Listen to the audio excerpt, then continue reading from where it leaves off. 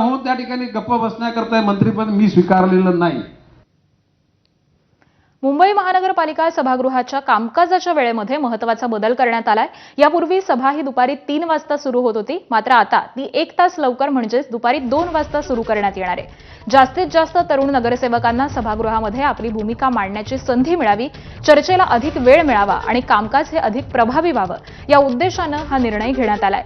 तर वेळेअभावी अनेक सदस्यांना बोलण्याची संधी मिळत नसल्याच्या पार्श्वभूमीवरती हा एक बदल करण्यात आलेला आहे।